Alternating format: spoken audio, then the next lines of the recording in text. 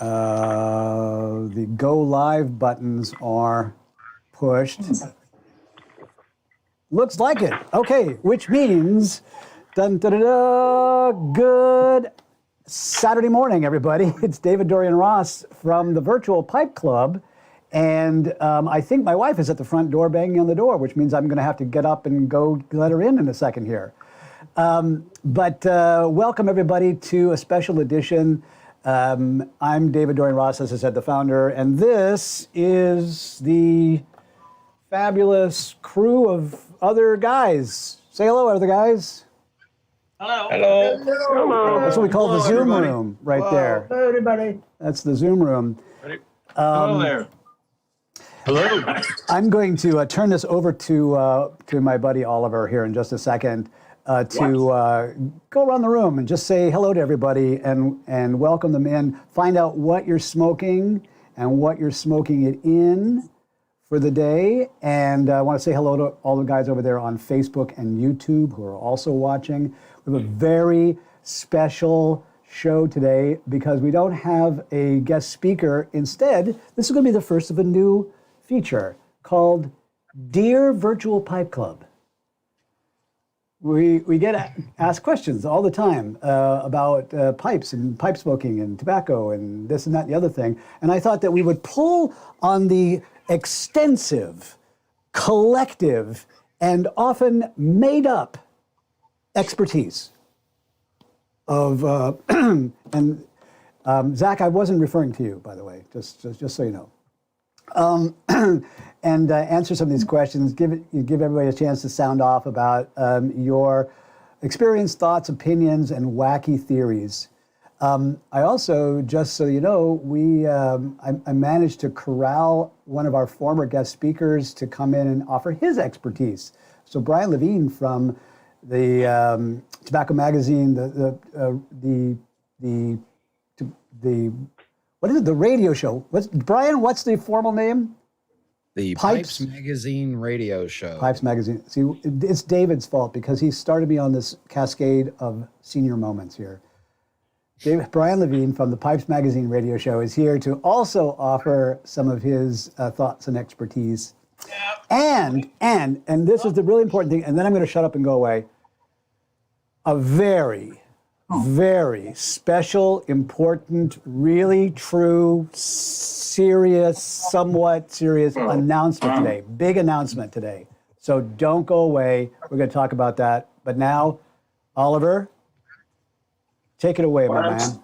Okay, so I'm smoking today my club pipe, and in it, pretty simple Symbolic Golden Sliced. I had it a long time ago, and I was thinking today is the day I have to try it again. So very nice. And by the way, David Martin Ruiz is in, and the reason was his last Zoom update was a month ago. So that could be the reason for some of our guys.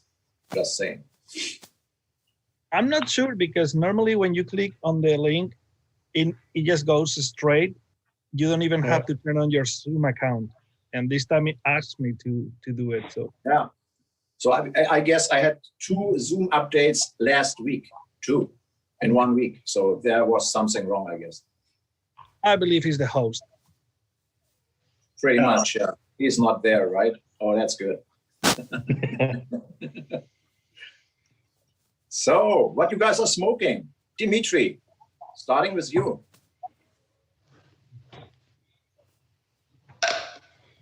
Perfect. We can hear nothing, buddy. You're pretty much on mute. Okay, can you hear me now? Oh, awesome. Yep. Okay. I'm smoking my Hiawatha blend, which I made using only North American tobacco in my Peterson Tara Ben Bulldog. Very nice. Jürgen, what about you? So I'm smoking, again, a HU tobacco, the green gold, a light aromatic with wonderful bergamot aroma. Nice choice. Flavor. You know it too, Boris. Absolutely. I love it. Yeah. What we are smoking, Boris? Nothing right now because I'm indoors and indoor smoking is strictly forbidden. But I had today, the boss is calling and there's no chance. I had today Gainsborough, Roman Peter, England, one of the best from my perspective. Is without. I had a sample last year about that. It's a brilliant blend.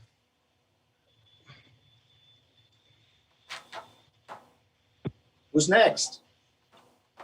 I'm smoking. Boris the Piper, Jyrki, what's going on? I'm smoking Solon aged Pearly Flake in Okay. 220. I'm smoking some haunted pirate ship, which is what 50% haunted bookshop and 50% pirate cake. And I'm smoking this in a Savinelli that I picked up, and I don't know what this is, but it's got an army mount. Yeah. It's got a Sterling band, and it says dry system. It's got the wood balsa 6mm filter. And it says America on the bottom. Wow. The 2622 dry system Savinelli. It looks like something from the 50s. Yeah. I don't know. Sounds like a fake Peterson. Yeah, it has a P-lip. Look at this. It has Really? the top here. Yes, and shape itself looks more like Peterson than like Savinelli. It does. So I thought that was interesting. I picked it up on eBay and I just couldn't resist it. The shape and the America on the bottom, which I have no idea what that is. I have to do a little research on it and see if I can figure out what this is. But a 2622 Savinelli dry system America, whatever that is. So Jim, is the orifice itself, is it rectangle instead of round? Yes, it's a rectangular slot. Yeah. Around. Yes, I don't know if you can see that. Probably not. That's them not infringing on a patent right there. Yeah, that's it there. So. I am smoking in my club pipe today. Some recently sent to me in a trade from a nice member, some Bob's Chocolate Flake from Galway, and wonderful, wonderful tobacco. A sort of a dark chocolate, dry powder sprinkled on top of it kind of experience. Hello, sorry I was late getting on. I had to get past security. But I am smoking my Boswell Weathered Stone Ben Apple. It's called the Shot Shell. And I'm smoking some Boswell's Countryside tobacco in it. And by the way, David and Oliver, I am actually going through some samples of LLJ Parady from last week. I got inspired to try some of his tobacco. So I'm starting those today and I'm going to check them out. I ordered about four different Englishes.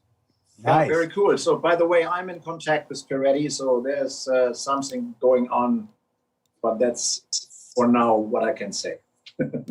Okay, you're just going to bait us a little bit. All right, there you go. By the way, Alvin, that's a beautiful pipe too. Yeah. Thank you, sir. Boswell does a great job on his pipes. It's just they're kind of hard to get because by the time you go on his website to check one out, it's gone. Oh, David, we have a guest. We have a special guest today, right? Looks like your wife is on. What? Awesome. My wife is on? Yes, pretty much. Or maybe she's only in Facebook. So. Oh. That's just her checking up on me to make sure, or she might have been messaging me to make sure I came and let her in the front door. That's perfect. So I got the message. So I'm the wife of the host. Oh, really? Yeah, she. I put you in charge.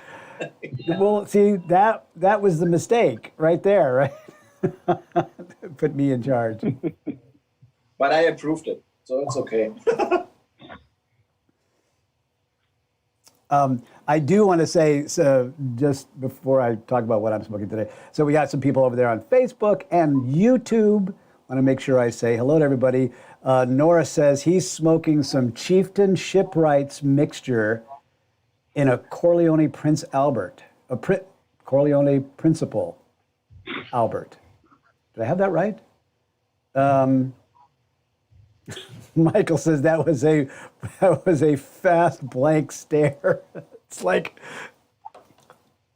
so the story about wives. My father was in college. He was quite the player, and he at one point came down with a staph infection in his leg. You guys know what staph infection is? Like, they've done away with this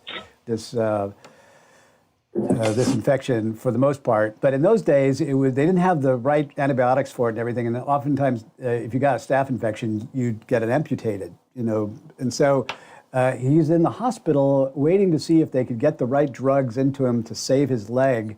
And my mother went down to, this is before they were married. And so my mother went down to visit him in the hospital. And they said, I'm sorry, only immediate family members can visit patients. And she said, well, I'm Mrs. Ross.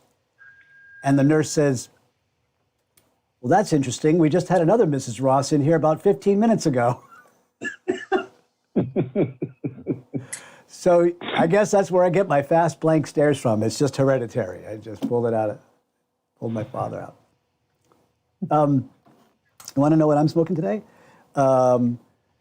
So I managed to get my hands on I don't have the camera, you can see, but you can see it has no of those warning labels on it. So it's pretty old. It might be from the 80s. David Martinez was showing me how to read the dates on here. I'm going to have to message him and see if we can figure this out. But it's a Mac Baron's Dark Twist Roll Cake. And I'm going to crack it open for the first time today. And if I just like ascend into heaven while I'm smoking, just go on without me.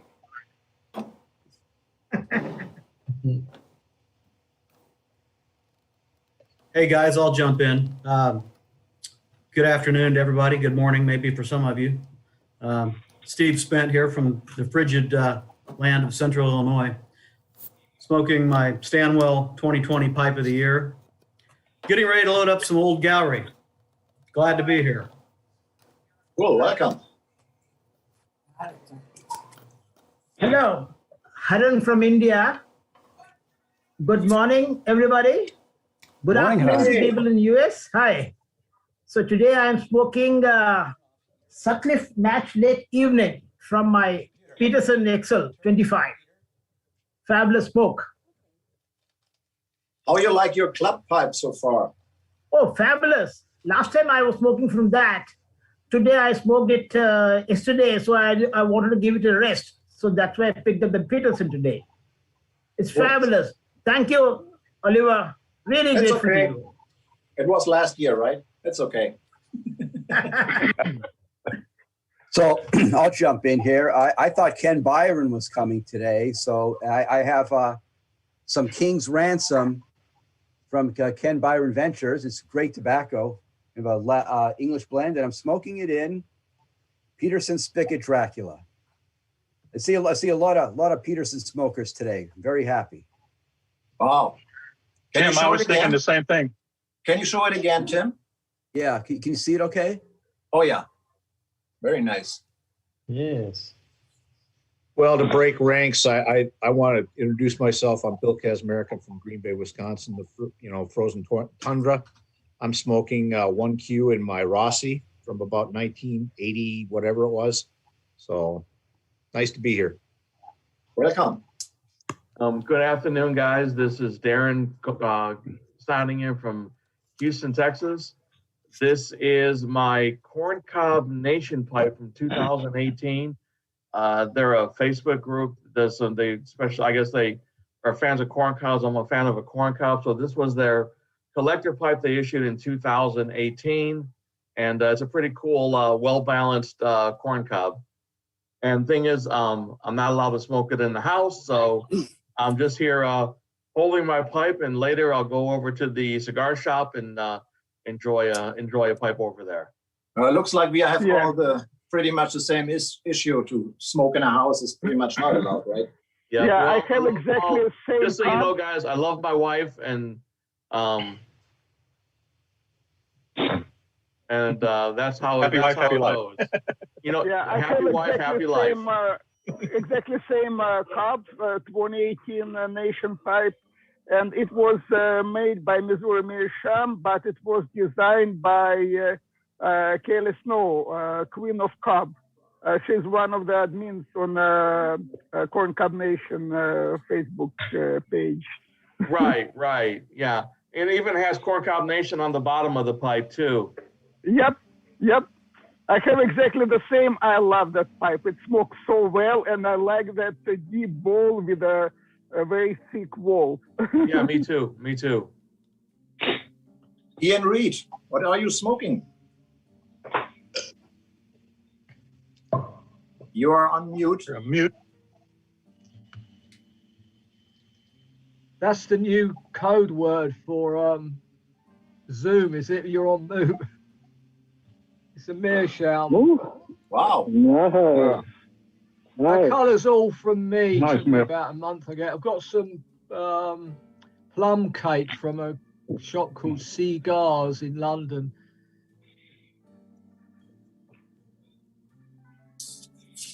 I'm smoking. I thought Ken was going to be on today too, so I'm smoking some early morning pipe in a Bones tulip.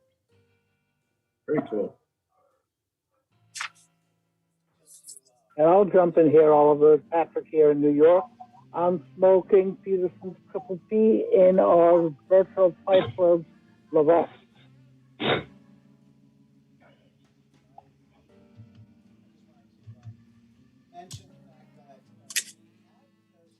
All right. Who else? Morning, guys. Stuart here from Australia. And I've got a Peterson as well. It's 307 spigot. And although it's coming up 20 past 6 in the morning, I'm smoking autumn evening. Very nice. That's okay. You can smoke early morning pipe at night too. No, the police will not come and get you. No problem. I wanted to, and I had my mic off, no wonder nobody could hear me. I just wanted to comment, yes, we did have Ken Byron scheduled to be here today at the last moment. We couldn't coordinate his being here. So we will stand in for him. We'll talk about him behind his back and smoke his tobacco without him. And hopefully we'll be able to get him back on another episode. Yeah, let's keep going. This is one of my favorite parts, and I feel like a lot of times lately, as we have had special guests, we don't spend enough time just connecting as a group, and just kind of talking about our stuff. So if you don't mind, I'd love to just keep on going, finding out what you're smoking. And I always write down the blends I've never heard of before. Hi, Charles here. I'm smoking out of Abe Herbal. This was a virgin sandblast, and so it's taken on quite a bit of color. But I actually managed to get my hands on some Stonehaven, and so I thought I'd use that to motivate me to get out in the cold this morning or this afternoon for me, actually. Are you a shaper? What's that? No, I'm in Texas. You got your boards behind you, and I was just like, oh, no, I don't shape boards, but we do surf here in the Gulf. So, Charles, where are you at in Texas? Close to Brownsville, South Padre Island area. Okay, so that's a beautiful area. Mm-hmm. Yeah, we really enjoy it down here. And it's normally cold down there? Well, yeah. Actually, it is. Actually, we're going to have a low of, like, in Houston, it's supposed to be between 5 and 10 on Monday night. Wow. So we're getting some cold weather. I'm trying to send it back to Minnesota, but I'm having a little trouble sending it back. Well, I'm Stephen from, I'd say about 25 minutes north of David. And I've got a Bones hanging brandy and smoking some McBaron's Dark Twist, one of my favorites. Yeah. How is that, by the way? You're mute. Yeah. I'm warming into the top of the bowl. It hasn't got a lot of the tin note is beyond awesome.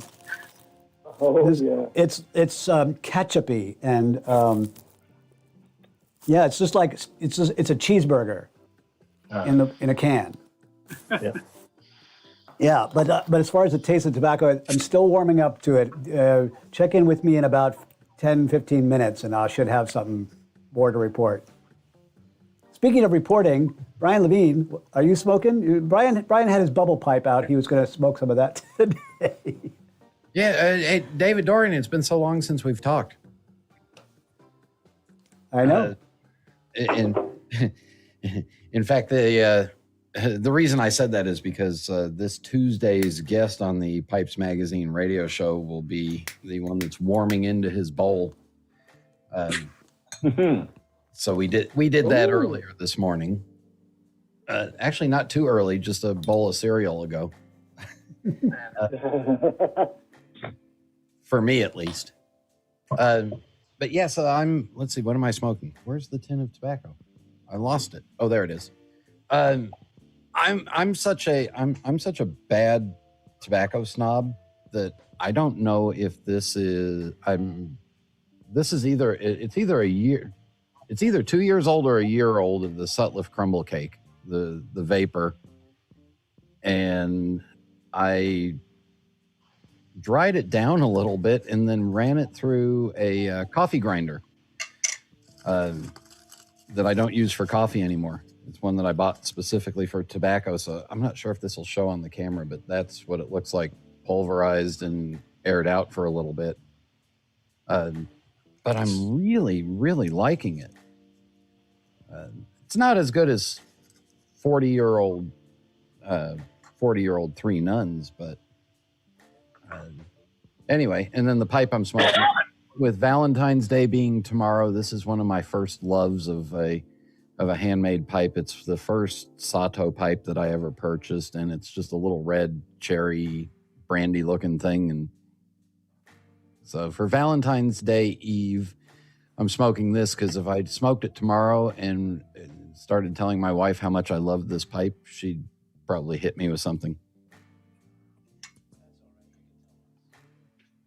Sorry, I said that's all right. You can tell us. We'll appreciate that. Wanted to share because I'm the mouthpiece for our YouTube buddies over there. Lord Hogarth says, "Greetings, everyone. Small heater in my garage lounge. Can't keep up when the high is 3 degrees, but I would be smoking some Black House. Instead, I'm just snipping the bottle. So, just wanted to pass that along."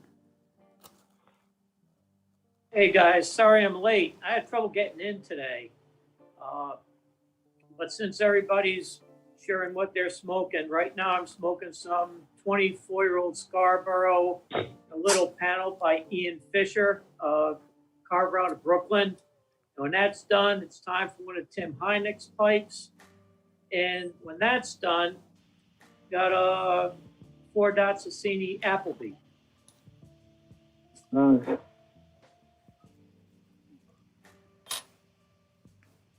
Kept wanting authentication and a password.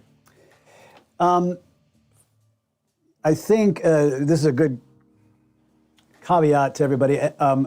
David Martinez, were you able to finally get past the login by logging into your own account? Did that work for you?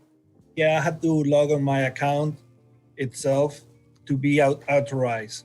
So I thought now there was a new rule of only authorized people who has been here before. So when I click on top where you put the login or the user, there were a few, my own name, the virtual, and all the other chats I have on Zoom. I click on the virtual, I put my password, and then it let me go.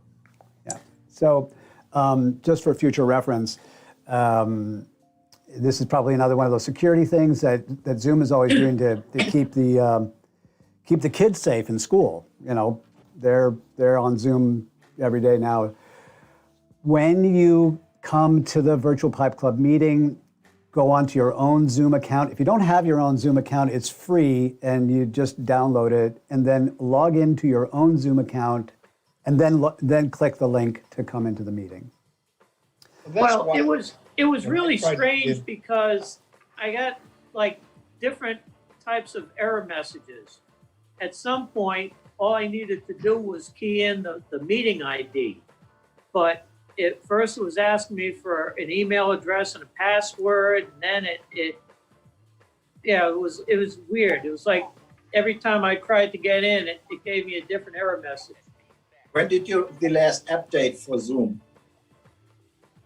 I don't have a Zoom account. Oh, okay, got it.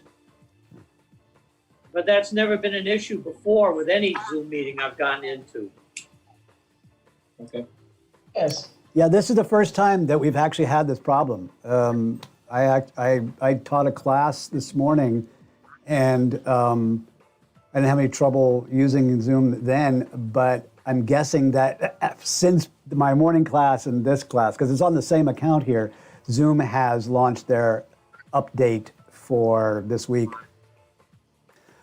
Just roll with the, or as we say in my neck of the woods, just go with the flow.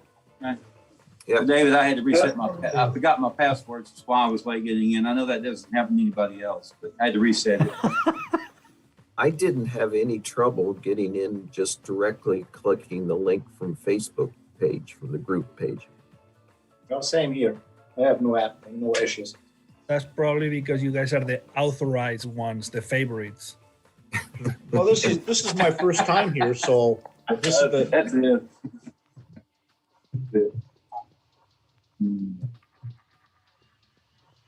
So, David, you get all the messages all right on your. I haven't even looked at it, but I can get us. Perfect. I can kick us off.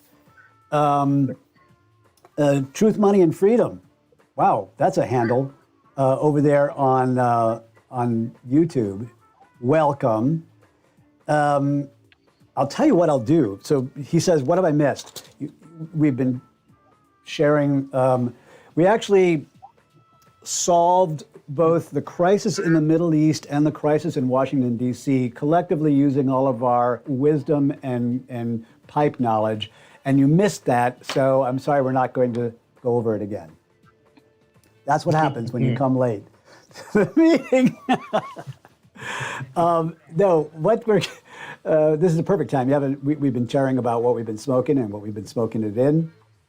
But I would like to kick it off with an announcement, a special announcement for all the people who are watching us over there on Facebook and YouTube, and for you guys here in the Pipe Club. You may not know it, but the Virtual Pipe Club is not quite 1 year old. We haven't been around that long, but our first anniversary is coming up about 1 month from today, as a matter of fact. So in 1 month, we will officially be 1 year old. And Oliver and I put our heads together and thought, we should celebrate. Agree. Don't you think? We should celebrate. We've had a lot of fun in the last 12 months and grown and had met a lot of great people who've taught us a lot. So we're going to have a 1 year anniversary celebration. And what that's going to look like is that on the 14th of 14th? 13th. Okay. On the 13th of March, our Saturday, we're going to have a special 3-hour Virtual Pipe Club meeting. We'll start an hour later because there are some people that live in Japan and whatnot who we want to make sure that they are able to come on as well. We're going to have not one, but 2 special guest speakers. And would you like to know who they are? So, yes, please. So one of the guest speakers is Ben, and I don't know Ben's last name, from tobaccopipes.com. They actually are one of the sponsors of the special anniversary meeting. But also, like it's nice to have people come on from these online stores to talk about how they built their business and, find out how they select pipes and what they've got in stock and all that kind of stuff. But then our headliner is another returnee that we've had on before and we love very much, and that's Per Jensen from Mac Baren. And so Per is going to be our special guest. Truth, Money, and Freedom. Can we drink and eat snacks at the party? Listen, dude, if you're not drinking and eating snacks right now, I don't know what to tell you. Go get some. we're all drinking and having snacks for sure.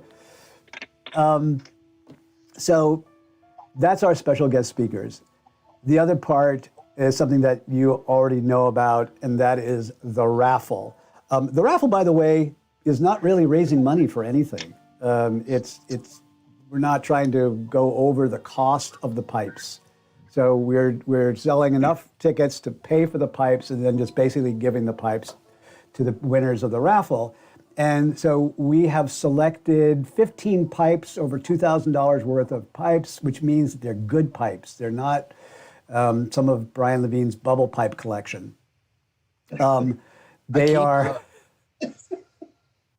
They're Petersons, Savinellis, Costellos, Nordings, and Nerups, and some others as well. We've got all kinds of shapes and sizes: bulldogs, church wardens, billiards, bent apples, bent brandies, like whatever floats your boat. And every single one of them is something that is a keeper.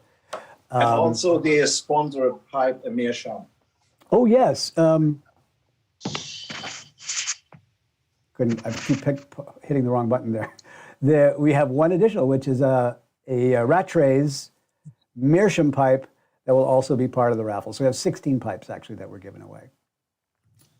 David, is it true that Oliver is buying drinks that day? That was my understanding.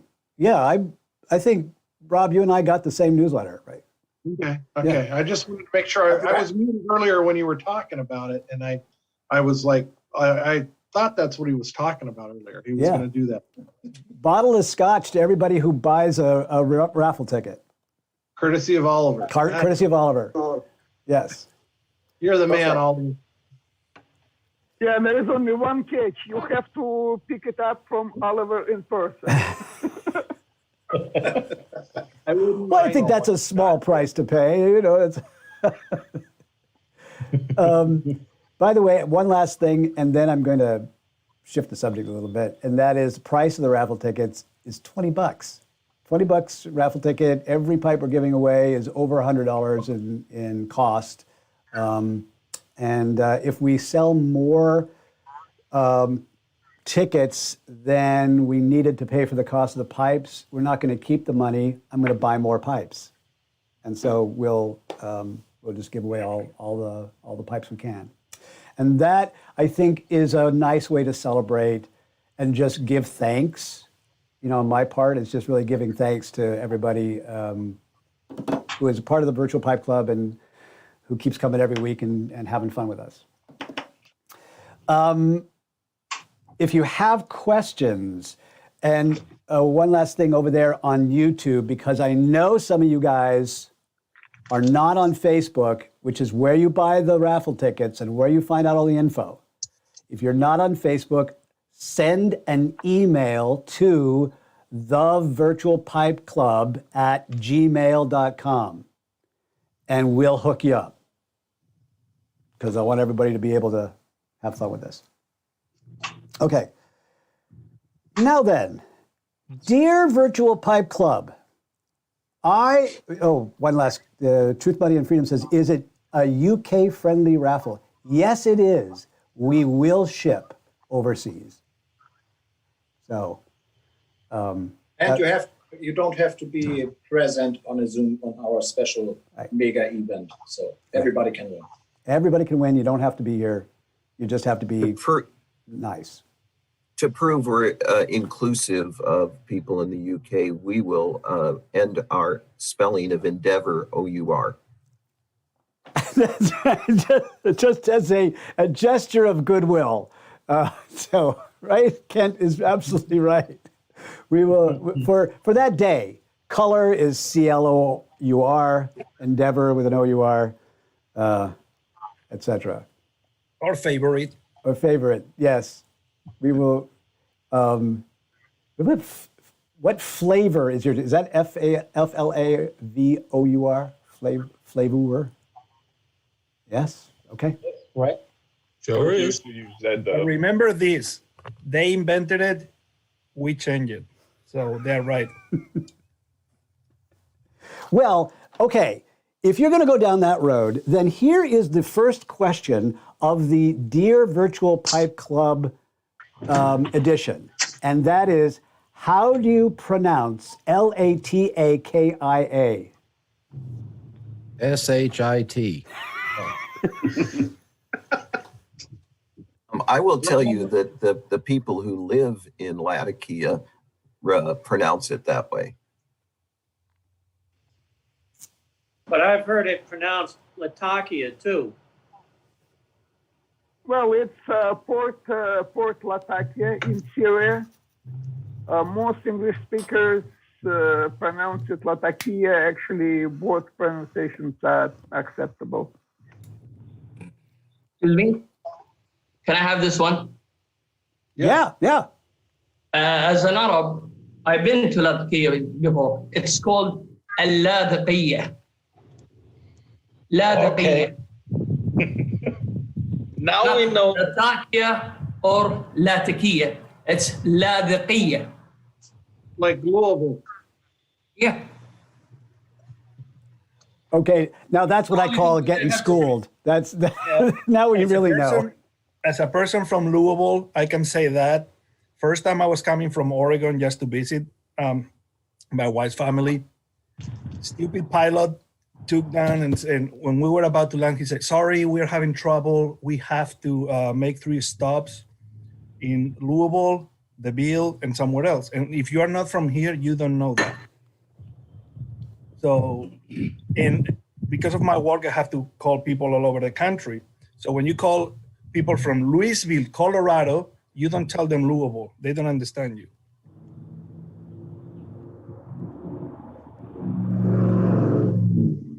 Every single state has a pronunciation that it just doesn't make sense elsewhere, right? And also, you could get in trouble trying to pronounce it like a local if you're not a local.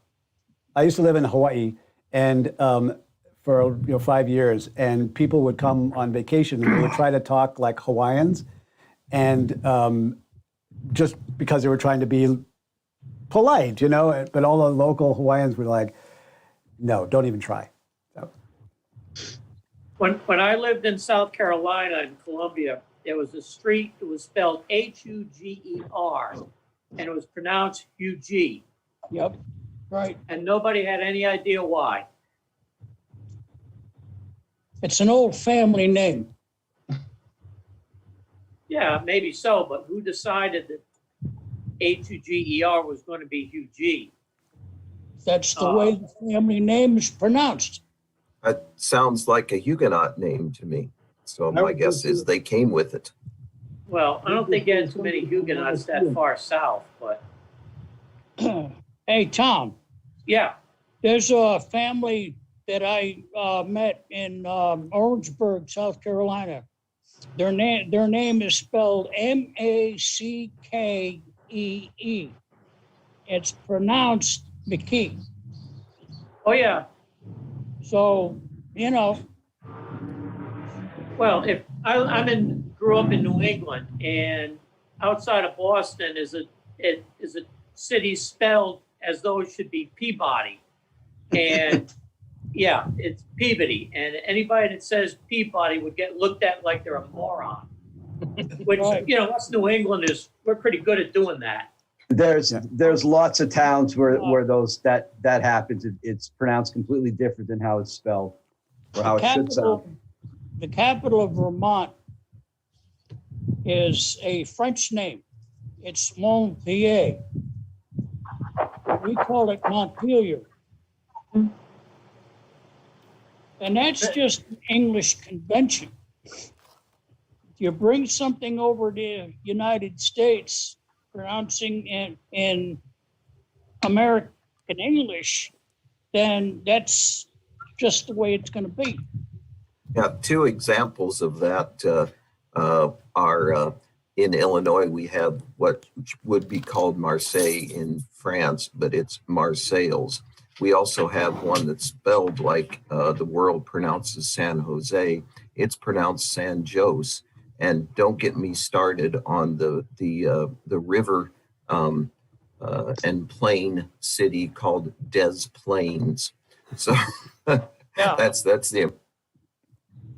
Well, there's an ink. I live in Pawtucket, Rhode Island, and it's spelled Pawtucket, and everybody that's not from Pawtucket pronounces it Pawtucket. I actually looked it up in the dictionary to make sure I was saying it right, and you can say Pawtucket. Sure enough, it's Pawtucket. There's a book you can get called Albion Seed, and it analyzes accents anywhere in America where it came from in England.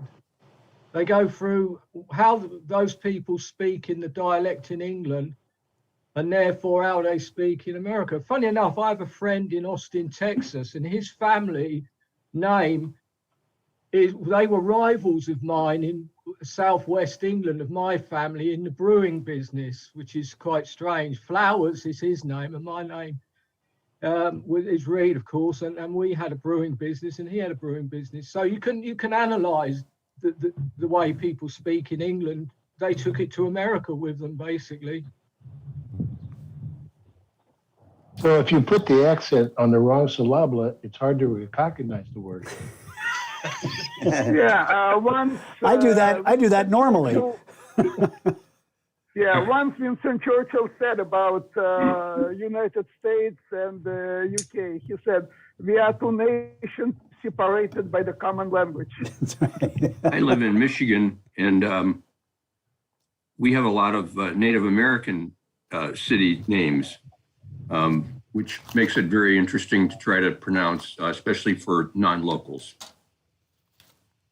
You ought to try that in Wisconsin. That's the same thing in Wisconsin. Absolutely. We have somebody over on YouTube watching from Australia, and now because it's written, of course, I don't have any idea how he's pronouncing it, but he says like budgie smugglers.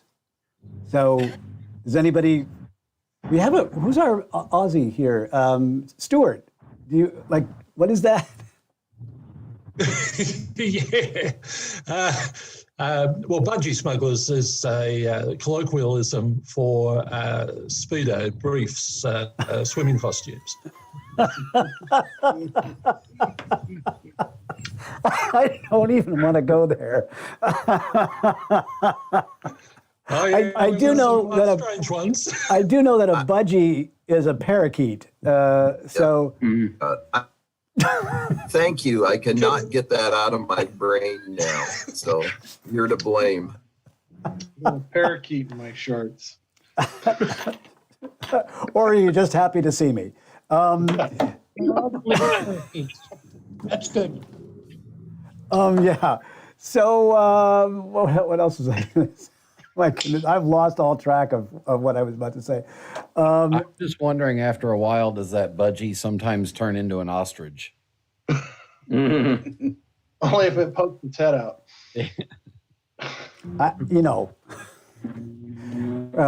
We have small children who might be in the room, so let's just assume. They gotta learn sometime. There you go. Listen, however, do you want them to learn from us? Yeah. That could be worse. Yeah. Not much. All right, here's another question for the group. I'm going to move. Notice how I moved the topic. Another question. Dear Virtual Pipe Club, does the cost of a pipe really affect how it smokes? open for discussion. I don't think so. Not at all, I think. I have cheap one as the club pipe, and I have more expensive, and some of them smoke very well, and some I don't even smoke it once or twice a year. So the price is not the thing.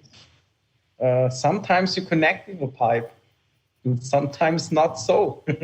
And that's the pipe that I'm giving away. Well, usually price of the pipe affected by the grain and by name of the master more than by quality of the pipe. Can I be a little bit of the contrarian here?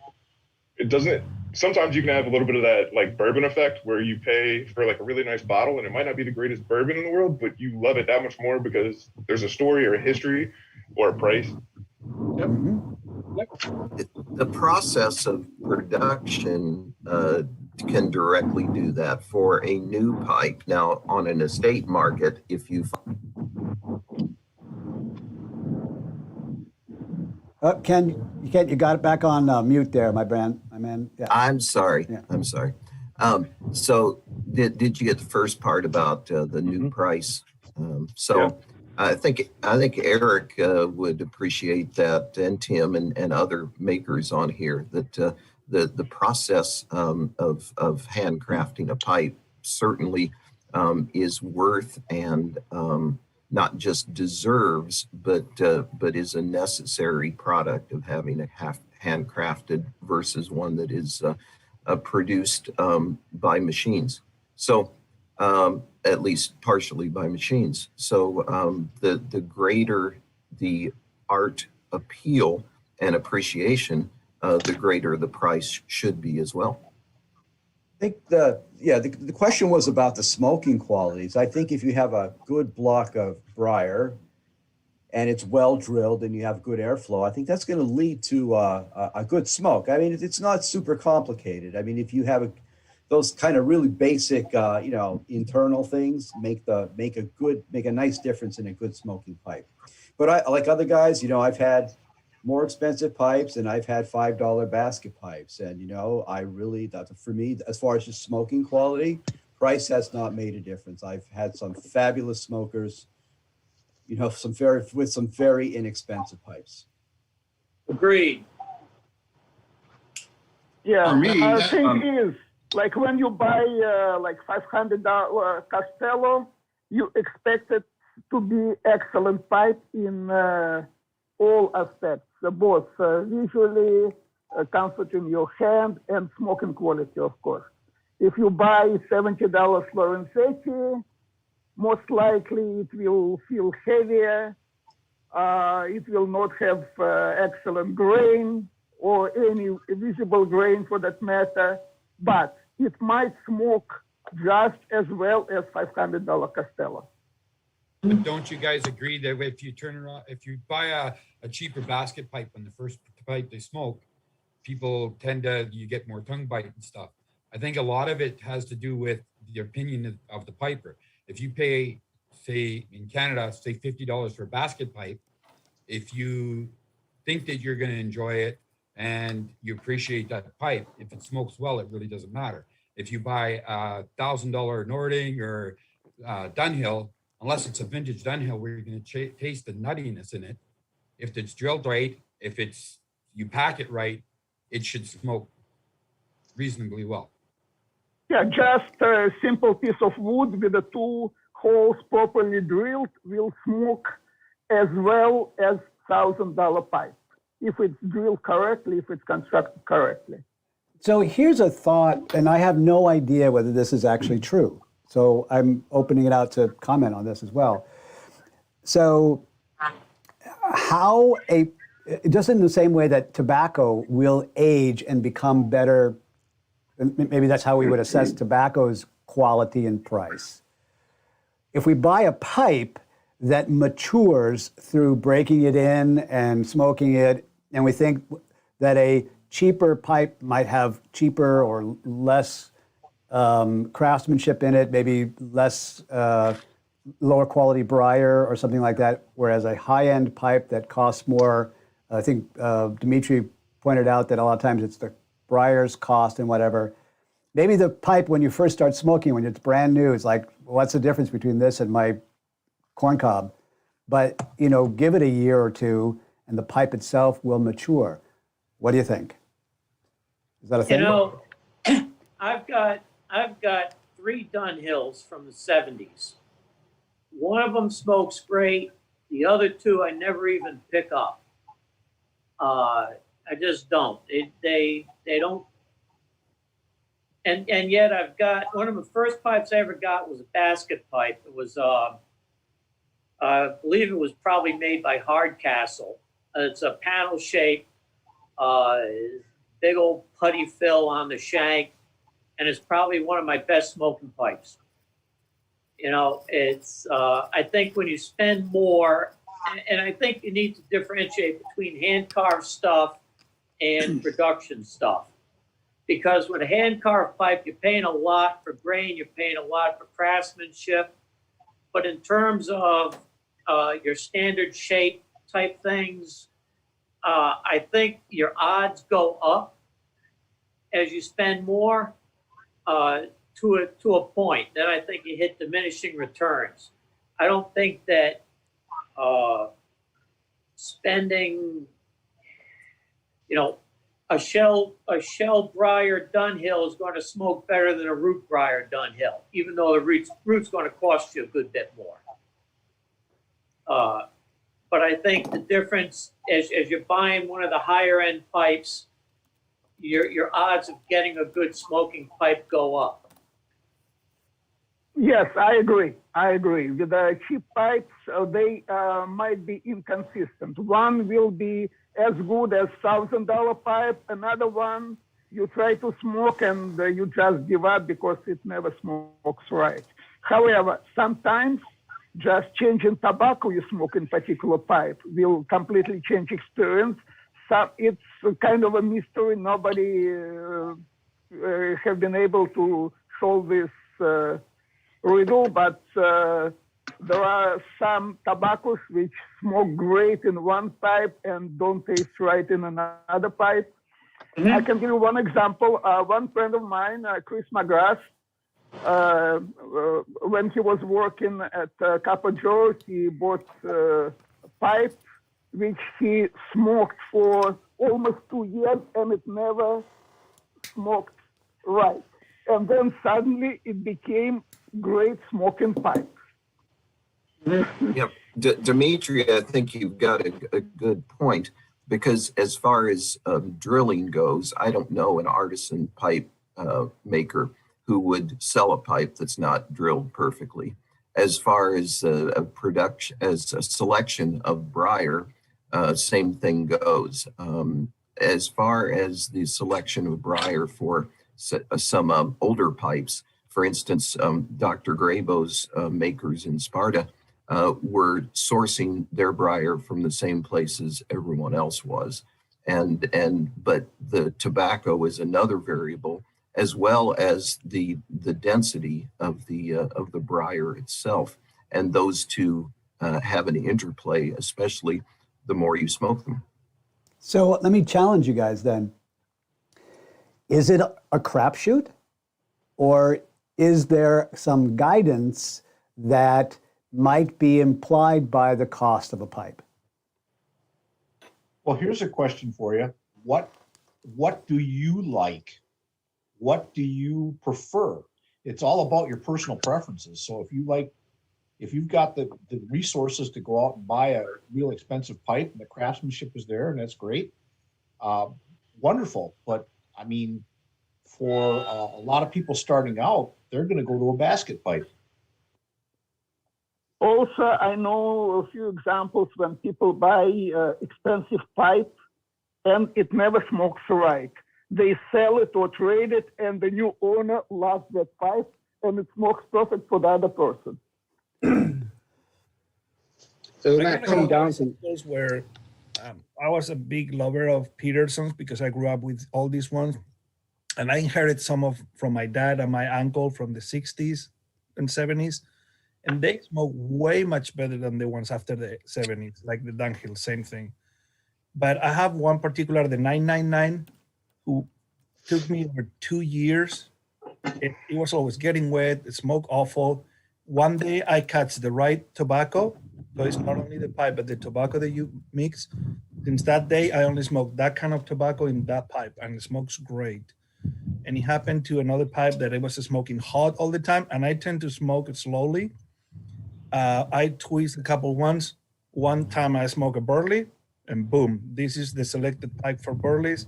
Never get hot anymore. So sometimes you have to try tobaccos with the pipes itself.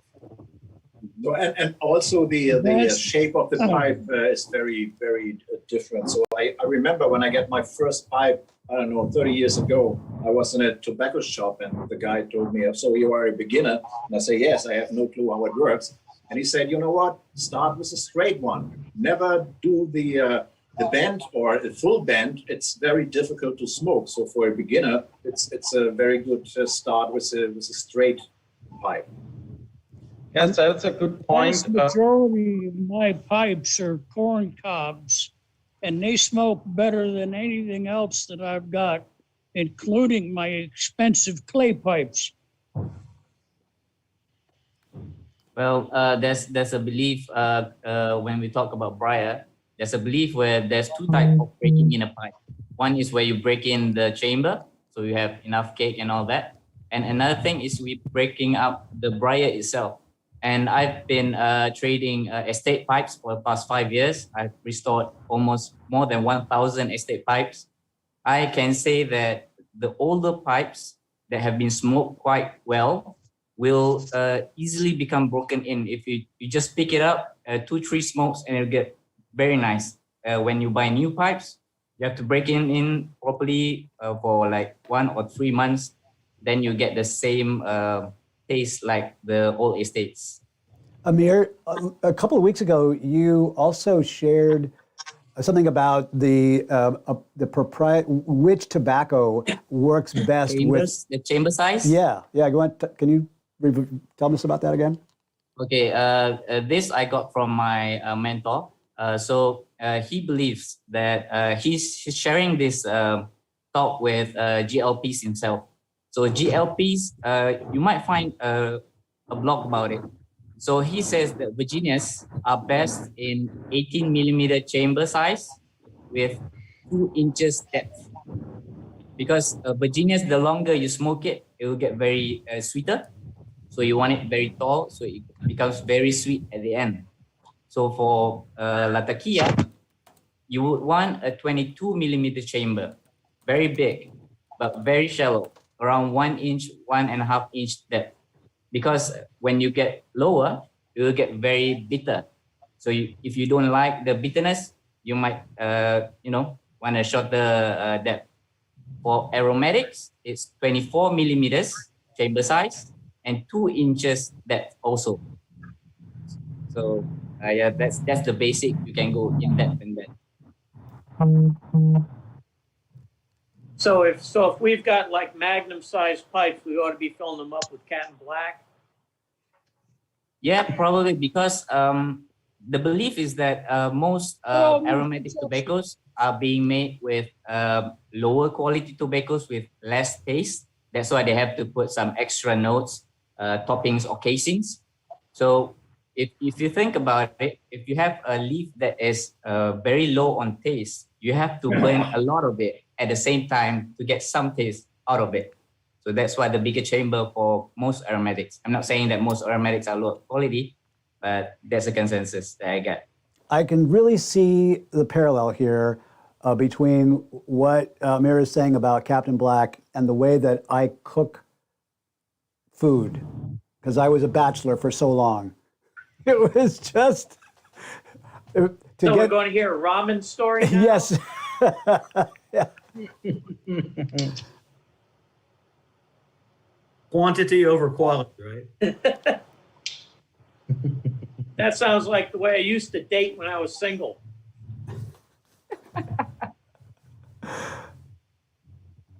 Yeah, we won't go into dating selectivity here, but the idea, yeah, or lack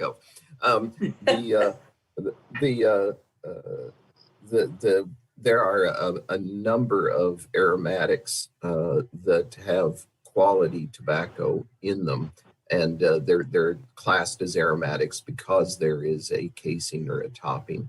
And especially that's true for crossovers. You can have a lot of Balkans, even some American Englishes that have high quality tobacco, but just a little bit of something to add some interest, and they have great followings too. So although it might be a generalization, what Amir said, there are exceptions. Yeah, Yes, true. there are exceptions. And also, actually, most non-aromatic tobaccos have some kind of casing, not topping, but casing. It's either added sugar or something to increase acidity of tobacco. Practically all mass-produced pipe tobacco has some kind of. Just real quick, because a comment came in over on the YouTube channel about not being able to take notes fast enough to capture all that. Remember, guys, that we are recording this, or we're live streaming it to YouTube right now, which means that there is a recording, and I put them up on the YouTube page. Come back and scrub through. We've been at it for an hour now, so about an hour through. We're at this point. And tell a friend about the Virtual Pipe Club and the recordings and whatnot, which gives me an opportunity to do a shameless plug. And that is, if you haven't watched last week's Virtual Pipe Club meeting, I think that was one of our, every one of them has been amazing, but that really is a standout. We took a virtual tour of LJ Peretti in Boston. We went in, we met Steve, the owner proprietor, and he took us through the whole shop, and we got to see all kinds of things, answered a ton of really amazing questions from you, from the rest of the group in the Zoom room. So that's one you should go check out for sure. For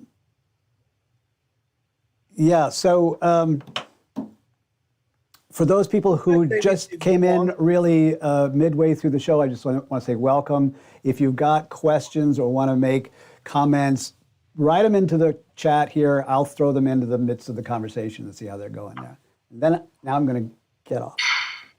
I would like to add another topic. I know Dimitri mentioned it before, but perhaps teaching people what kind of tobaccos or for what kind of shapes, such as, like, of course, Oliver also say Virginias with a tall chamber are better.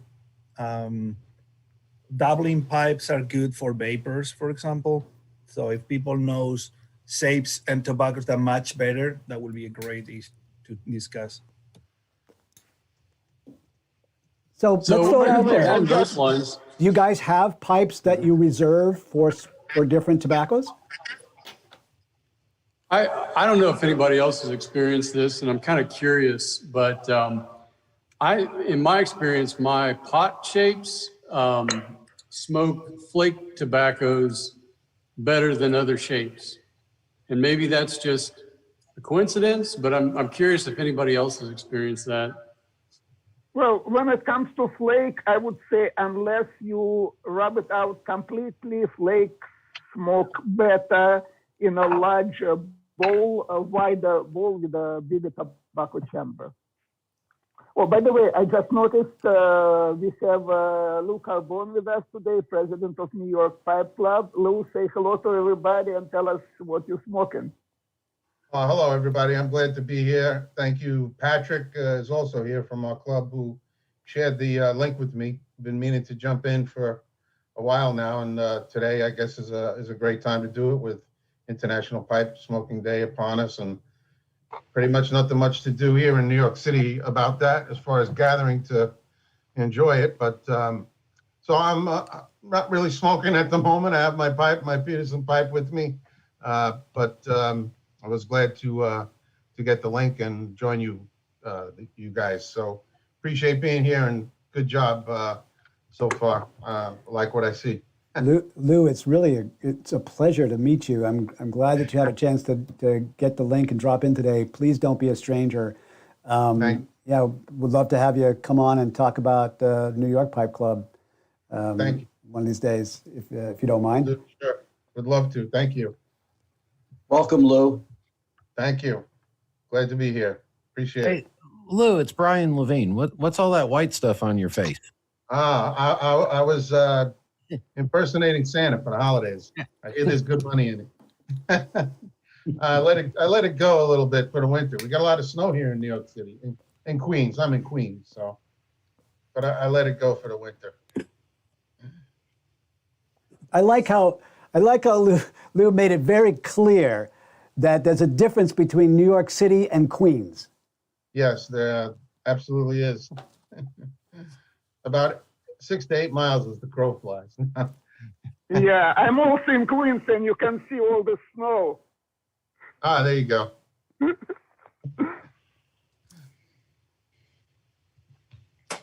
So Well, I want to thank you. throw this out again to just ask a question about if you guys have pipes that you dedicate to a single type of tobacco. Like, do you have, a certain pipe that you've set aside? I'm only going to smoke Englishes in that one, and there's another pipe that you're only going to smoke aromatics or whatever. And what's that like? Does anybody do that? For my part, David, the answer to that question is no. I'm such a neophyte, even though I've had pipes since the late 70s. I've not really smoked them seriously for relaxation like I am now. And so I'm sampling a lot of tobaccos, and I'm finding that the English blends are my favorite. Although I really do like 1Q, and that's what's in this pipe, and it's almost done now. But I like Peterson's Early Morning, and I like the Presbyterian, and I just bought a bunch of tobacco that I haven't tried yet. Haunted Bookshop is one of them, and there's a couple of different ones there, but I haven't got a pipe that I dedicate to one tobacco over the others. My side, it's only that I dedicated one pipe to the Lakelands because they are ghosting like hell. Everything else goes more or less through every pipe. Yes, I just recently got into Lakelands and I love them, but yes, I have reserved a specific 3 pipes that I will recognize immediately, so I don't make any mistakes of getting Lakelands into anything else and having to try to get them out. Well, actually, one of the ways to eliminate ghosting in your pipe, like smoke very heavy Balkan in that pipe for some time, and nothing but very heavy Balkan, heavy English, and that will almost completely eliminate that ghosting. It's a delicious cure. Thanks for that, Dimitri. Yes, I've got one pipe that I just use for Condor. I don't put Condor in any other pipe because it'll ghost it. Years ago, back when they still made Greenbrier, which was sort of a drugstore blend with a little bit of menthol in it, I made the mistake of putting that in the Suge I had. It took about 10 bowls of other tobacco to get the menthol taste out of it. Yes, I have some pipes for special blends because especially my Sunday evening smoke is, as you maybe know, I have mentioned it several times, the HU Louisiana Broken. I smoke it only in one pipe from Frauen. And I have, beside that, some pipes for aromatic reserved. And then I have pipes where I smoke nearly everything. And I changed that. So I don't have any problems with ghostings. And I do have some pipes for Lakelands too. That's a good idea, I think. What's a good example of Lakeland?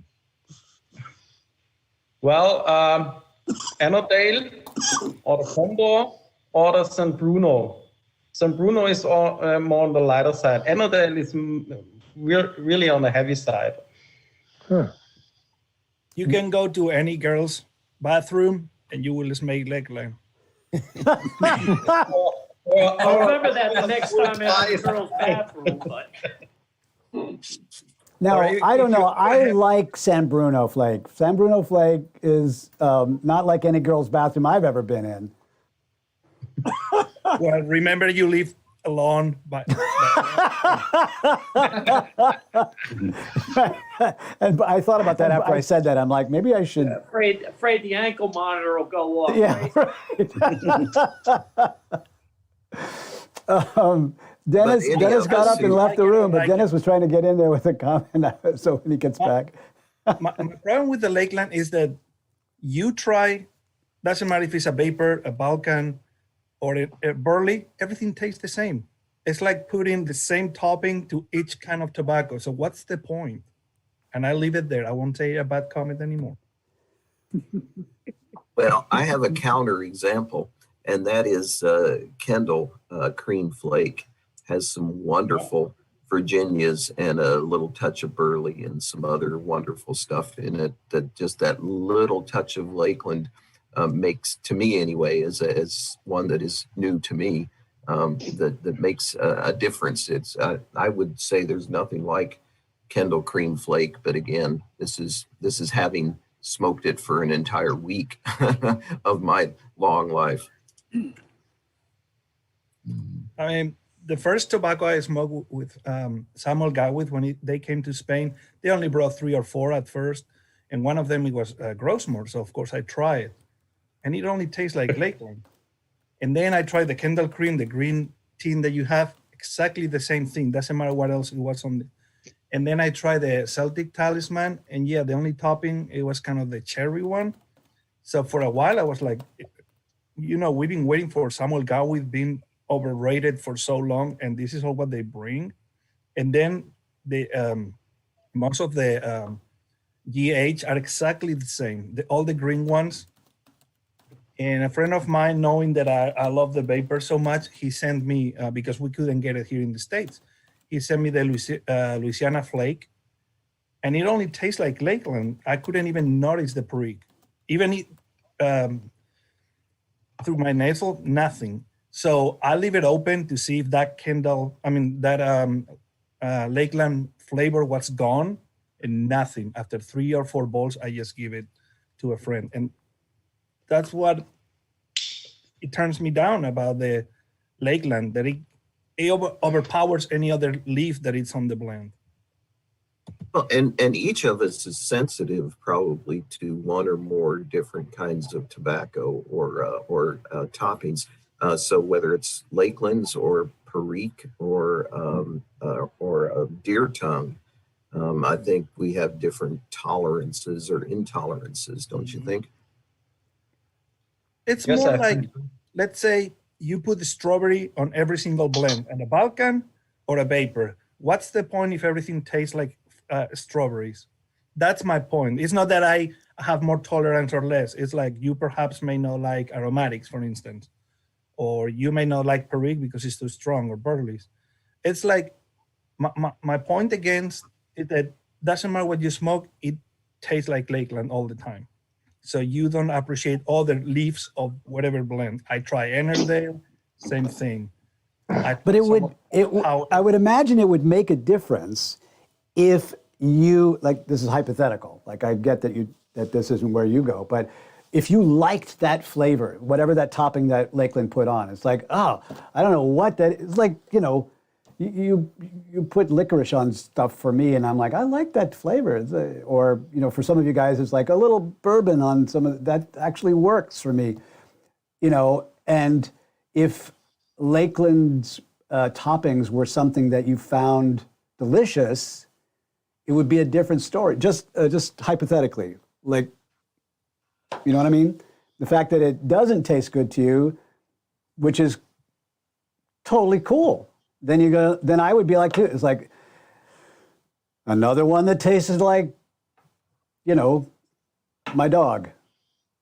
Or girl's bathroom. Yeah, there you go. A couple of questions came over from YouTube. I just wanted to toss them out there. Hold on a minute. What taste you're looking for, right? If let's say you're looking for a Perique, so some blends have Periques, but not so much. So So if you want to increase the taste of the perique, you might want to smoke in a clay pipe. It will essentially. So let's say if you like Dunhill Elizabethan with a lot of perique, but you don't like the spiciness too much, but you like the overall taste, you can smoke it in a Concord, which will tone down the perique taste. So, yeah. I wanted to throw in some of the questions and comments that came over from the YouTube group over there. First of all, talking about the San Bruno again. Has anybody here smoked Condor? There's a question about the comparison between Condor and San Bruno. And I have never smoked Condor, so I can't comment.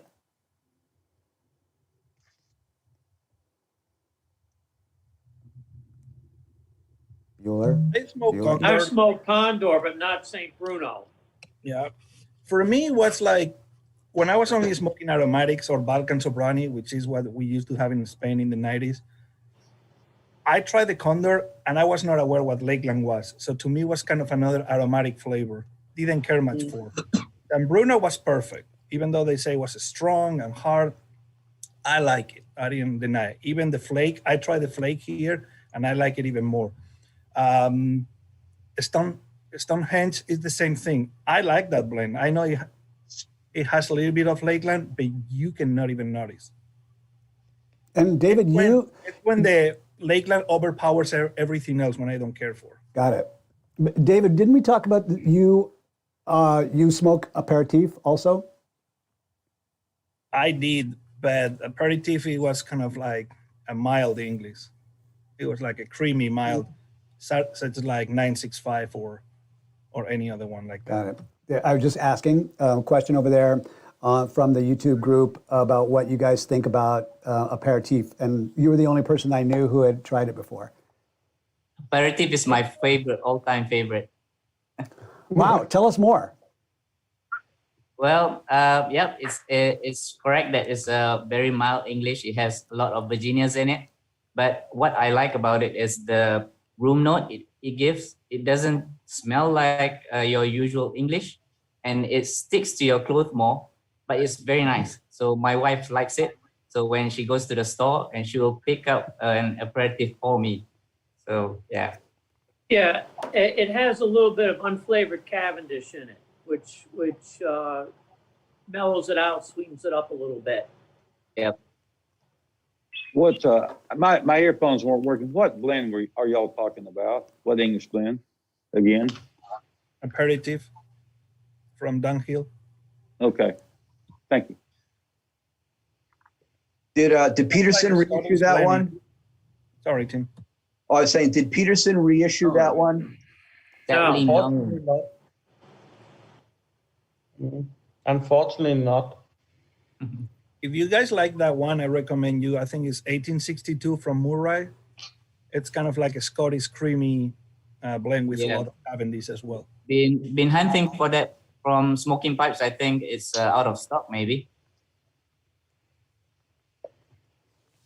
So we had a question that came up on our group page yesterday that I thought was a really interesting question, and I'm curious to see what you guys might think about it. And that is kind of like one of the questions that Brian always asks, about tobacco-related stories and everything. There's associations that you have with either a certain pipe or a certain tobacco. Like every time you smoke Autumn Evening, you think about, that time that you were actually at the cabin at sunset and the whole thing like that. So these, one of the things that we know from science is that aromas are a shortcut to memory and association. And so I'm curious to know if you've got what you guys think about that. Can I say just one? Every time I smell Lakeland, my memories is a trash can.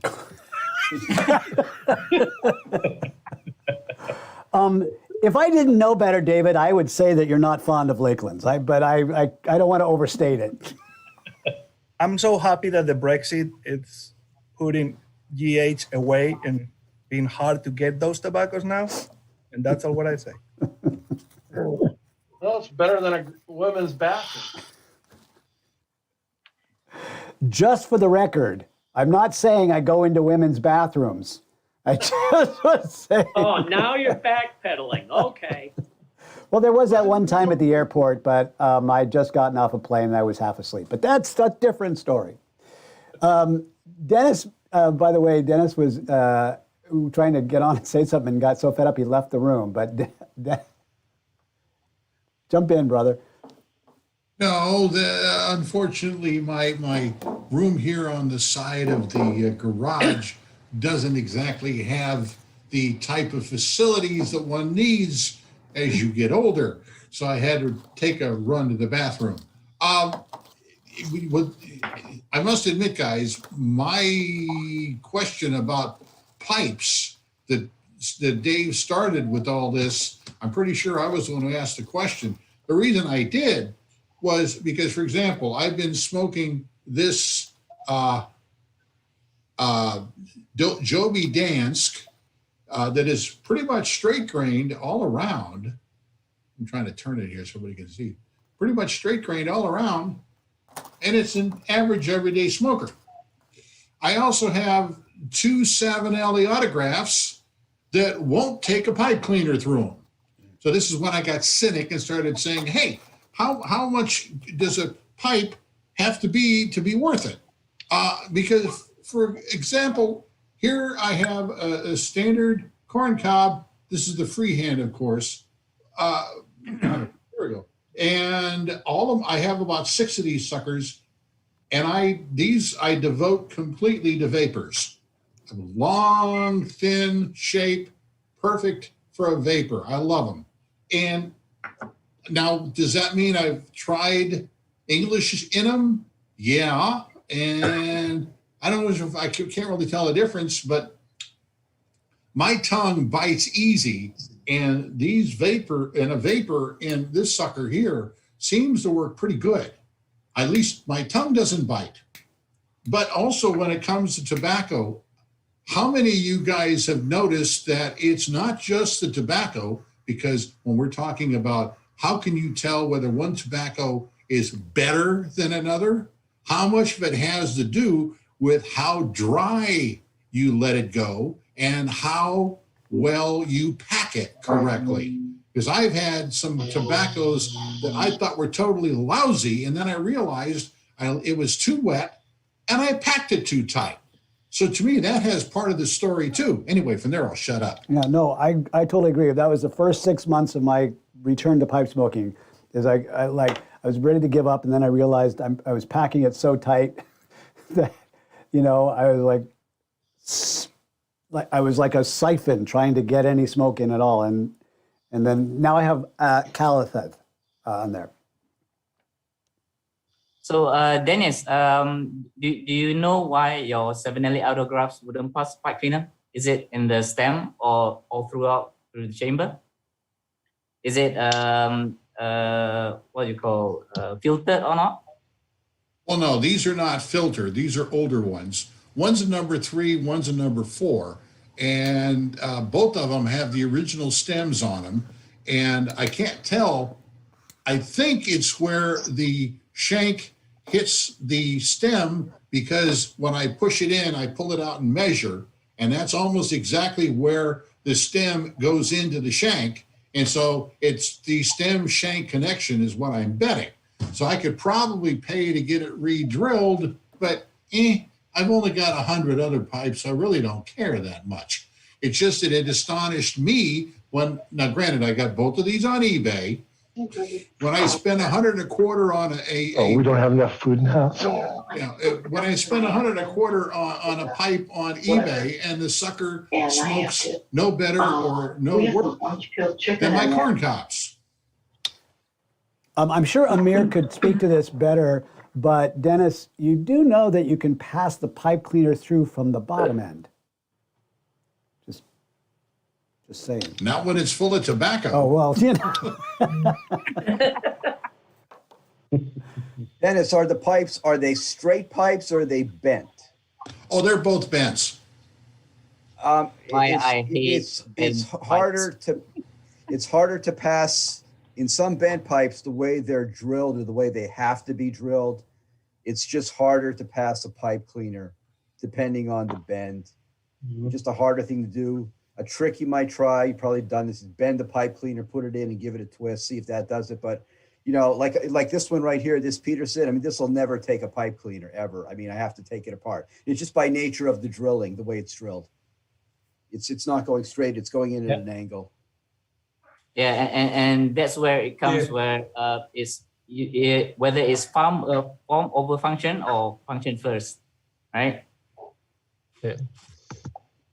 That's the trade-off with a bent pipe. By the just way, on I just that, wanted Ben, to pipe- make a pipe- hold on 1 second, Stuart, because I just put a few fellas on mute. I only do that so that we don't get background noise in there. It's not meant to keep you from commenting or whatever. You can turn your microphones back on any minute that you want to jump into the conversation, like I just cut off Stuart there. But I just want to let you know what was happening so that you didn't feel like I came along and shut you down. And now over to Australia. Thanks, David. I just going to make a comment. I had a professor, which was the Sherlock Holmes Peterson, and could never get a pipe cleaner through it. And then there was a reason for that, was they had drilled the stem to take filters and then put an adapter in. And so therefore, when the pipe cleaner came down, it came into the end of a cylinder and you had to try and find the little hole to go through. And obviously it wasn't going to happen. So it can be the construction as well of the stem. Sometimes they're just not drilled all the way through. Oh, stop, Rob. That's what happened. I know. So of all the club pipes that went out, yep, the one that didn't get drilled all the way through went to our squeaky wheel. So but Chris and I talked, and he coached me through it. So 7/64 pipe, or 7/64 drill bit. And the wonderful thing is there's a reamer out there, I can't remember the brand of it, that has a 7/64 as part of its makeup. You know what? Senior. That I have that. Yeah, senior reamer. Mm-hmm. Yeah. I also want to add in that this whole idea that a pipe has to take a pipe cleaner, this whole concept of it really started about 20 years ago. Before that, a pipe taking a pipe cleaner was never a big issue. It was pipe cleaners were used after the smoke, and the idea of being able to use it during the smoke was just bizarre. And it may be common to me, but the reason why I do that is filters take away from my enjoyment of the tobaccos. And I know there's exceptions and so on, but I use the pipe cleaner to mop up that excess moisture during the smoke, and that could be why it started 20 years ago. 20 years ago was in my hiatus of pipe smoking, so I'm not to blame or to claim to understand that phenomenon, but that's what it does for me today. Well, back, when you see people that talk about pipes like K Woody's that had the stingers, and one of the universal criticisms is that you can't put a pipe cleaner through it. Well, when I use a pipe cleaner during a smoke, it's because there's moisture building up. And the whole purpose of the stinger is to condense that moisture and keep it from going into your mouth. So if the stinger works as it should, you shouldn't need to put a pipe cleaner in it. So when they started doing away with various metal stingers, then using a pipe cleaner seemed to make more of or be more important, because there was nothing to keep that moisture from getting into your mouth. So I can see why at some point in time when the stingers started going out of vogue, that pipe cleaners started getting into vogue. Mm-hmm. Well, most of the time I don't use pipe cleaner while I'm smoking the pipe. If tobacco is at the right moisture level and properly packed, usually you don't have excess moisture in the pipe. However, when I'm smoking outside on a day like this, when it's 28 degrees Fahrenheit, which is about -4 centigrade, just because it's so cold outside, sometimes moisture will condensate in the shank. And then I might use pipe cleaner occasionally while smoking, but most of the time I don't see any need for that. Ice condensation, Dimitri? Yep. Yeah, to me, Dimitri has hit it right on the head. I had problems with moisture because when I first started smoking a pipe in the 70s, I had it too tight and too wet.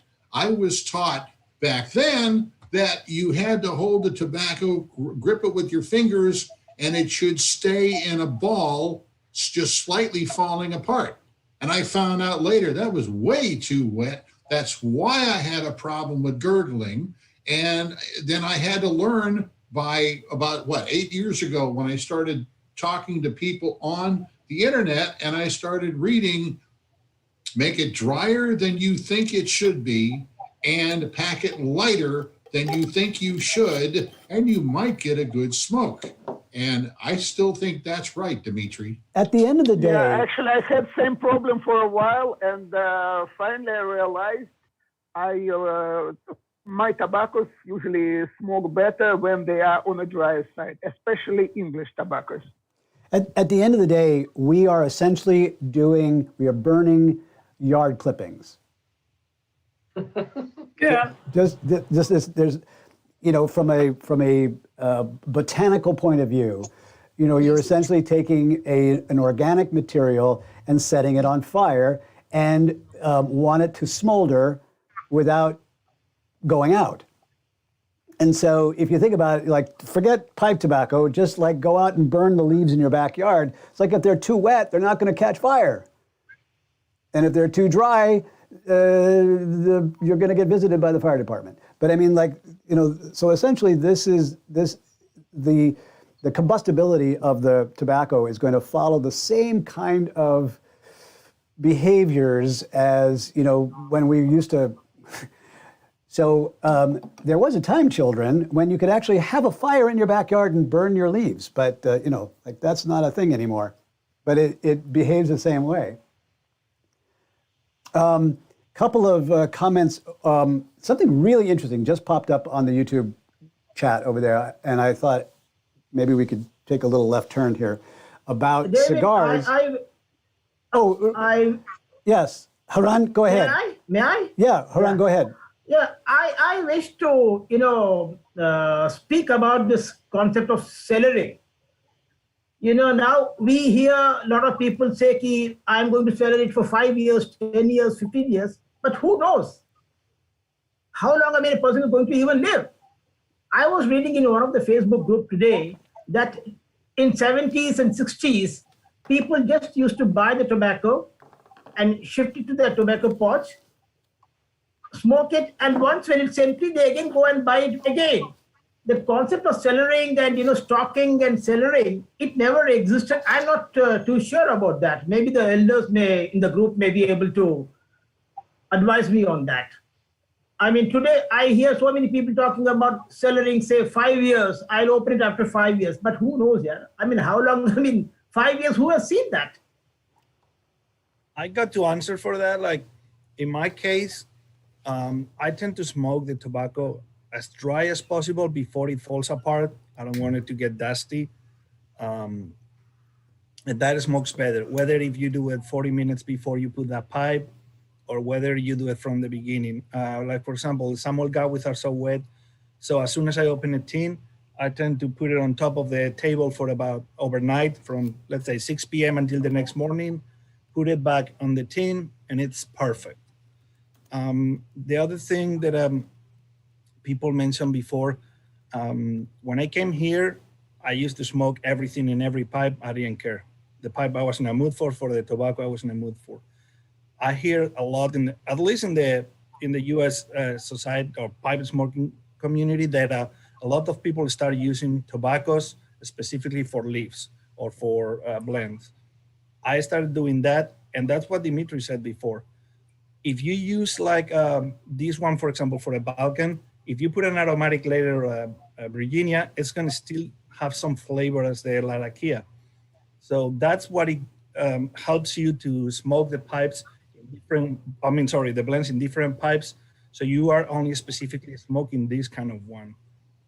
And the other thing that Tim said before, in the Petersons, it's so difficult to put the pipe cleaner, first because of the P-lip, and second because of the two holes they have on the draft and on the drill. It's totally different. So it's a matter of you trying different blends and deciding what blend is good for what pipe. I'll give you an example. I love Quiet Nights. Sometimes I smoke like a champion. Sometimes I smoke like another blend. It's because of the pipe. So try a blend in 6 or 7 different pipes until you find which one is good for. To come back to the question of cellaring tobacco, I do cellaring some of my blends because I like them and I don't smoke that much. So a normal tin is resting at least a year or two. And I like that maturation that happens in the tin. But I think the whole topic of cellaring is coming up in the last 20 or 30 years because of all that regulation. So you can maybe running out of your favorite blend. So you stock more of your favorite blend. So you have more tobacco. That was a completely different story in the past, I think, where you smoke over-the-counter blend and it was all fine and you had always the same quality over a long period of time. That is what I think about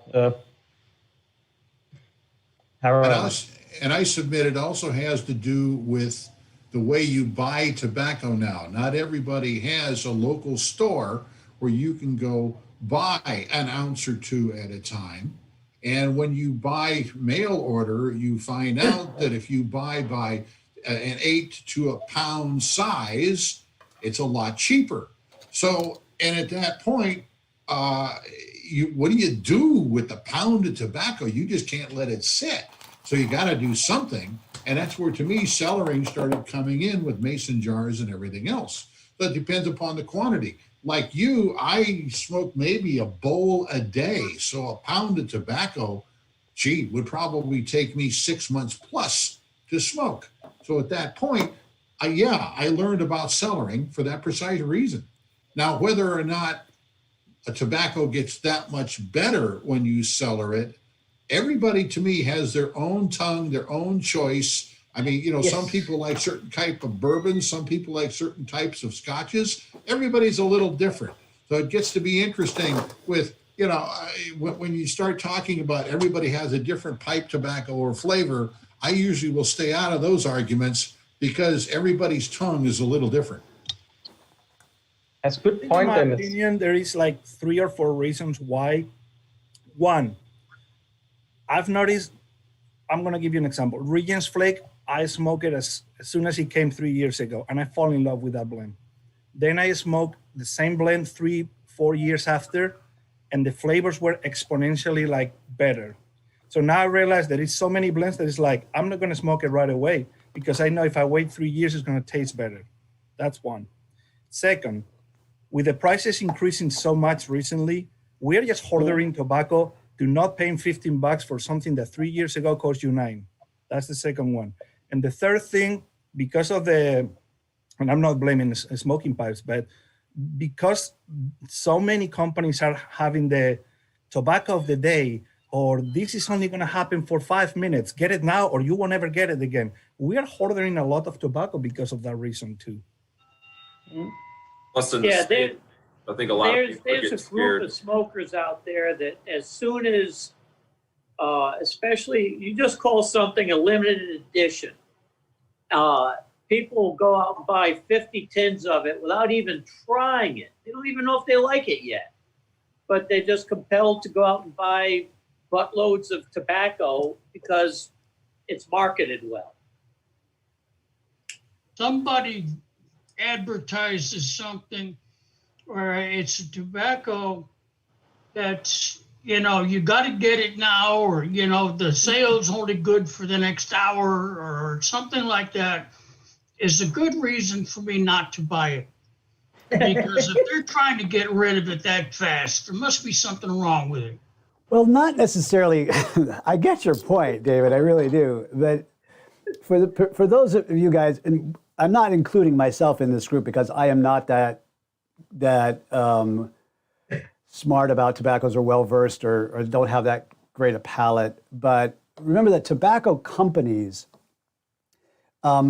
very often support lesser popular tobaccos, which may be the favorite of actual connoisseurs, by selling things that will have a more market appeal, and they will put, you know, more marketing dollars or have these special sales or whatever. But, you know, those sales are what keeps the other brands, other product lines around, so that we can have our own secret favorite, right? That's how these companies stay in business. Any retailer has to have that kind of continuous thing of the week or thing of the month in order to stay in business right now, especially when the competition is so high. Well, I remember an example that Brian said when he was the host. The guest. He loves that McClellan so much because he smoked it for so long. So he was getting that one in huge quantities. And that's the same thing I've been doing. I probably try 300, 400 blends, if no more. I realized some of them were like, But once I discovered now, there's 30, 40 that I really like. And I'm only ordering these ones to just get older and better. I don't care about trying new things. I don't care about specific things except Samber. I was in love with that one since day one. So when they brought the opportunity, and you don't know if they're going to have this specific Izmir or this specific Basma, and you already tried, that's when I buy in 20, 30, 40 tins of that. And I'm not wasting money anymore of buying and knowing if I like them. Yeah. Got a comment from the YouTube grid. Latakia, I don't know, where's Haroon? He was correcting me on this earlier. Is I sell tobacco for financial reasons because tobacco is not going to get any cheaper. And Brian, you always talk about this. Yeah. So, let me give you the other insight to why cellaring started to happen. First of all, cellaring or aging of product has always happened. It's been in the wine and cigar world for years. Yeah, hundreds of years. Wine people have been putting bottles of wine away and stuff like that. Cellaring of pipe tobacco started because of what the tobacco companies started doing, which was cutting costs and cutting corners. There are a couple companies that I know of now that are buying leaf and are financially stable enough to age that leaf in their barns, in their own barns, for a couple of years before using it. All the other tobacco companies are buying leaf and using it as quickly as they can because they can't afford to have 2, 3, 4, 5 years of tobacco supplies sitting in there just doing nothing. That's just money that's not in the bank earning interest. So in the 70s and into the 80s, when you started getting some big tobacco companies involved in some of the more gourmet pipe tobaccos, i.e. Dunhill, which was owned by Rothmans and the Rothman cigarette group, you started to see things get, processes got sped up. Finances, a more financial look was given to the company. And then pipe smokers themselves said, well, wait a second. I bought this tin that I've had sitting around for a year and it's gotten better, and so now we're going to start aging it. So it's part the tobacco companies and it's part marketing. Yeah, it's part a cost-cutting move by the tobacco companies and part a marketing and experience thing by the pipe smokers themselves. I think wine wine connoisseurs that cellar their wines are a little more sophisticated than the average pipe smoker. They'll buy, I mean, the whole aging, making tobacco better is very subjective to me. And, you know, it doesn't, I think people have convinced themselves that whatever they let sit for 5 years is going to be better than something that they just opened fresh. Well, there's a difference between it being better, which is an unknown. I don't think you could ever, with certainty, say it's going to be better. What we can say is that there's going to be a chemical process that happens. So there's going to be a fermentation, or something of that nature, a condensation of the sugars or something of that nature. Dimitri could probably speak to this better than I can. Yeah, well, at first I want to say that Brian made really good point. Well, for example, McClellan tobaccos, they used already aged tobacco. All McClellan tobaccos you age like between usually 3 and 5 years before they were put into tin. And also you always have to take into account that different kinds of tobacco age differently. Virginias get sweeter, but again, they usually reach peak after about 5 years. So like 5 years or 7 years, there won't be any noticeable difference. Latakia will lose its potency after a few years. So if you smoke like very old English blend, you will get more impact of Virginia. It will get sweeter, but Latakia will be less noticeable. And something like Burley or Oriental, they don't change much over the years. No, I'll also add in, because I'm the elitist snob that also believes that all tobacco ages on a bell curve. There is a benefit at the beginning, and then there's a peak experience for me with my palate, my smoking style. And then after that, it starts to diminish. And I've referred to it as that Perique punch that I like, because I like two types of tobaccos. I like Virginias with Perique, and I like Periques with Virginias. So, somewhere on that downside, I lose that Perique that I like, and it just becomes another Virginia. So it's a bell curve. And figuring that out is all for you and yourself and how you like it. And welcome to the long and winding road called your pipe smoking journey. Yes, I agree. Usually, most tobaccos reach its peak like between 5 and 10 years. So if you age tobacco over 10 years, it will just start losing flavor. Maybe just a little, but it will be losing flavor. All right, I'm going to pop in here. We've got we're at that time when we're moving towards the hour when I chase everybody home, and so that nobody gets in trouble with their spouse or family or whatever and can come back. But we're not there yet. So don't run off. We still got time. I want to pose one last question to the group here.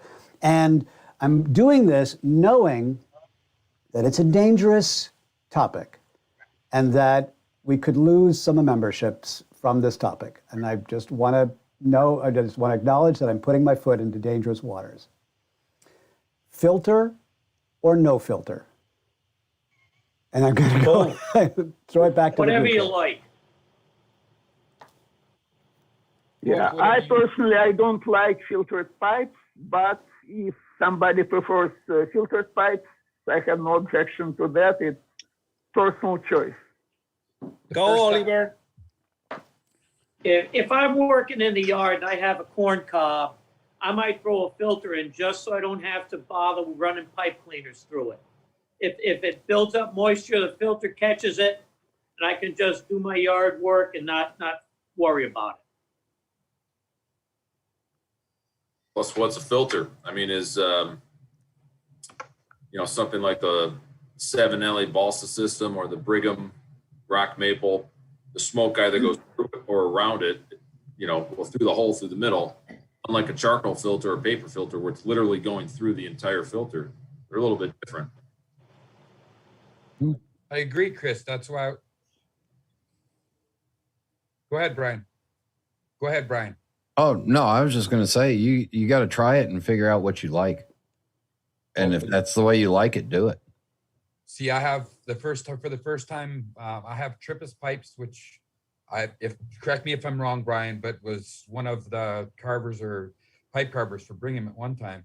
But I've tried my first Brigham, that 3-dot that I got, that I use for when I'm at work and when I'm out in the truck or when I'm inspecting cranes and stuff. Come on in. And it's Come on in. it's got that rock balsa in, or rock maple, and it works good. Maple. No, I'm on it. I'm on the counter. Oh, I see it. Yeah, no, it's all personal preference, and you got to try them all. Yeah, I think it's same kind of question as aromatic or non-aromatic. If you prefer aromatic, you smoke aromatic. If you prefer filtered pipes, you smoke filtered pipes, and vice versa. Well, I'm relieved because that was a lot less controversial than I was afraid of. And you can also do both. Sometimes with filter, sometimes without. I use that much. To show you how good of a group we got. That's right. That's right. We do have a very convivial, I use that word a lot, but I don't know a better one, just like a bunch of great guys. Okay, I have a couple of announcements and then going to get us on out of here. Brian, you want to pop in real quick and then I'll do my announcement? No, you go ahead. Okay. First announcement is that next week, our guest speaker will be one of our own, Silva Gray. So she will be here to talk about her line of pipes that she makes and her stems that she shapes and everything. She's going to show us, I hope, cross your fingers, do a little tour around her shop and show us, a selection of her pipes that she's got, that she's making and selling. It will be, I believe, our first woman guest speaker, which is my bad, but I'm also working on getting some more representation so that, because this group is not an elitist group or a limited group. It's international. It's I don't care. Just bring a pipe and you can be here. That's all I want to say about that. And finally, in 1 month, on the 13th of March, just to remind those who came in a little bit late, we're going to be having our 1-year anniversary big celebration meeting, 3 hours instead of two guest speakers, fun and games, and also the announcement of the winners of the pipe raffle. Raffle tickets are on sale right now. For those guys over there, maybe on Facebook or on, Bill said, "Oh my, hide the credit cards." So yeah, raffle tickets are on sale right now. They're $20 a piece. And we've got some really nice pipes that we're giving away. As soon as they arrive here, they're coming here first, and then I'll be shipping them out. We do ship internationally, so there's no limit to where you live as far as being part of the whole getting a pipe thing. And I thought I'd probably do a live stream to carefully, gently, lovingly open the boxes and show you the pipes when we get them, so you can see what we got. Perry Jensen is going to be our special guest speaker, along with Ben from tobaccopipes.com, as a sort of a talking about his shop and his website and whatnot. And that's everything. Okay. Except you forgot one thing. I'm sure I forgot more than one, Brian. What is it? For those of you that listen to podcasts, the Pipes Magazine radio show is going to have a very good, very intelligent guest on this week's show that will be available this Tuesday at 8 p.m. Eastern time, and then available for download streaming at your convenience, like all episodes of the Pipes Magazine radio show. And David Dorian, I hope you didn't say anything that you're going to regret when we recorded. I was about to say, you're going to have a very special guest, very intelligent, very wonderful. And then I'll also be on that show. But yes, I guess, see, this is what I meant, Brian, forgetting, a dozen things. So this coming Tuesday, when Brian has the Pipes Magazine radio show on and everything, it is the beginning of the International Week of Pipes. It's Pipe Smoking Week, culminating in the following Monday, is it? Or no, it culminates on Sunday the 21st with my wife's birthday. Sunday the 21st is International Pipe Smoking Day. So we'll for sure do something. We'll pop a balloon or something for that. How do I access that show? Sorry? Brian, where can they find it? The podcast is available on pipesmagazine.com. You can direct play off of there, or iTunes, Spotify, Stitcher, iHeartRadio, Amazon Podcasts, Podbeam, Pod this, Pod that. Yeah, anywhere where a podcast player is. And you don't have to sign up for Pipes Magazine or any of that stuff to listen to it either. Super. All right. Gentlemen, thank you so much. This was really a very, very, very interesting show. Thank you for all of your input, your wisdom, your experience. And just thank you for being here. Best part of my week, no doubt about it. Don't tell my wife I said that. But please do whatever you need to do, whatever your beliefs are. Wash your hands, wear the mask. It can't hurt you. And that way I'll be able to see you next week. David, can I say something? Yes. Buy your tickets, guys. I will. What's the deadline I on the hope ticket? so, mine. Go to the Facebook page where Oliver has actually written out all of the directions and instructions much clearer than I could say them, or we won't forget anything here. If you don't do Facebook, if you're over there on YouTube, but you still want to be part of the raffle, email to thevirtualpipeclub@gmail.com. I got the first email and we will have a new member. So you is a little bit afraid about Facebook, but now he said, you know what? I have to sign up. I'm in. Perfect. Awesome. All right, guys, be well. See you next week. All right. Thank you. Bye. Take care, guys.